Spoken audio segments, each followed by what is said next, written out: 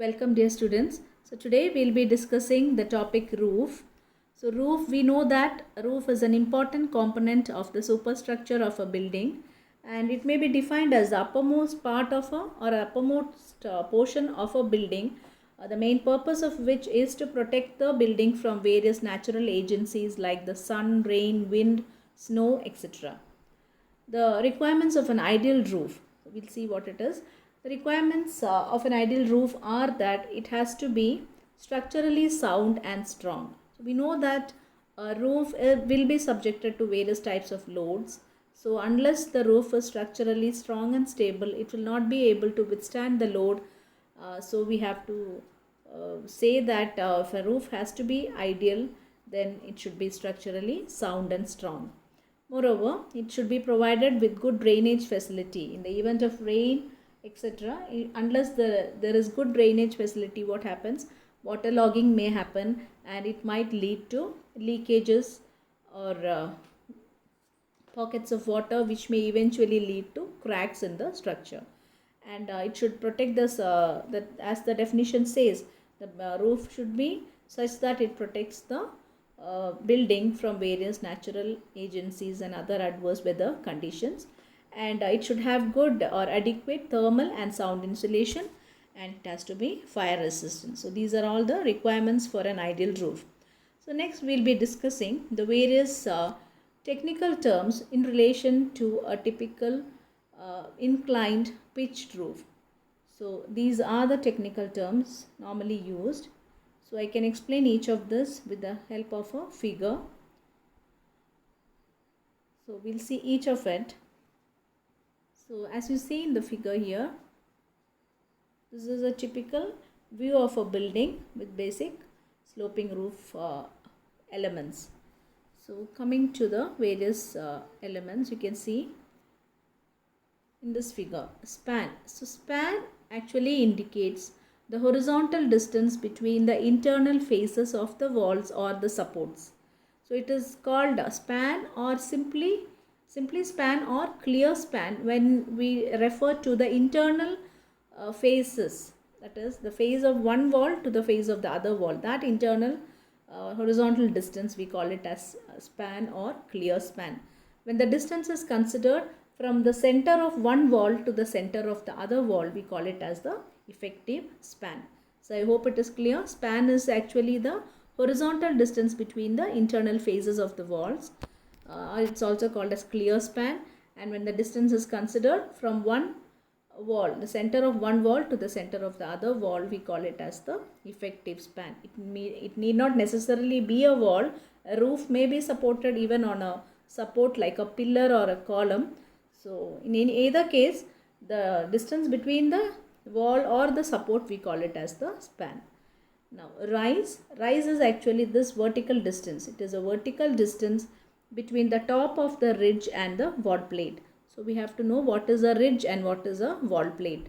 So we know that the topmost portion of a sloping roof, this topmost portion or the apex line of a sloping roof, we call it as the ridge, and wall plate is nothing but the horizontal timber member which is usually placed along the wall. So at the top of the wall, when we place a horizontal long timber member, we call that as the wall plate, and the vertical distance from the ridge to the wall plate, we call it as the rise. Now ridge also I have explained. Ridge is nothing but the apex line of a sloping roof. Then the next term is eaves. So eave actually represents the lower edge of an inclined roof. So this, we can see this is an inclined roof like this, or a sloping roof. This lower edge of an inclined roof, we call it as the eave. The lower edge of an inclined roof is called as the eave.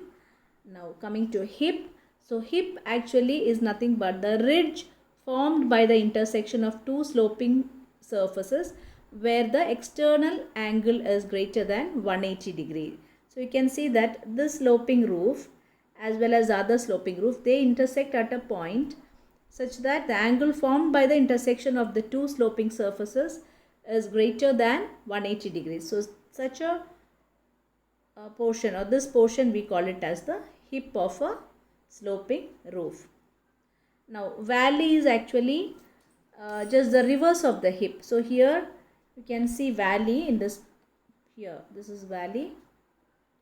So when two slopes meet at an angle less than 180 degree, we call it as a valley. So this is a valley here, and when the angle here, this is a valley, and here this is a ridge.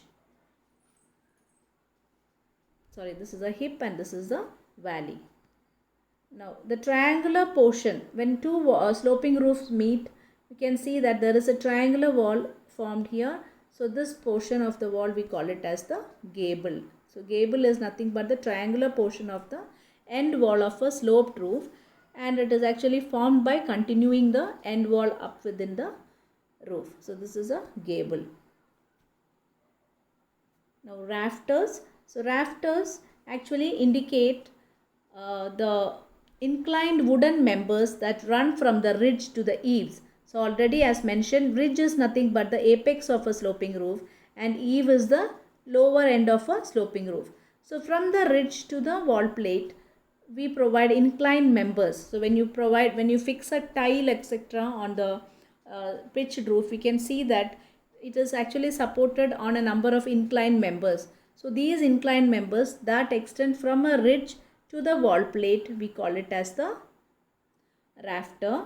And there are different types of rafters, namely common rafter, hip rafter, valley rafter and jack rafter. So common rafters are those intermediate rafters which give support to the roof covering. So whether it is a tile roof or a AC sheet or whatever it is, these roofing materials are actually supported over some members which are inclined from the ridge to the wall plate, and these members we call them as the rafters. So the intermediate rafters which give support to the roofing material, we call it as the common rafter.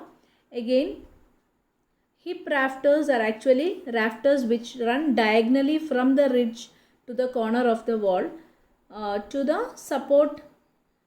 So here, or in simple words, hip rafters are those which are provided across the hip. So here you can see this is a hip here. So a rafter provided across the hip, we call it as a hip rafter. And then valley rafters are actually rafters which are provided across the valley, or they are actually provided. See here in this case, this is a valley. So rafters provided across the valley. The member from the ridge to the wall plate, we call it as a rafter. So a valley rafter refers to a rafter which is provided across the valley.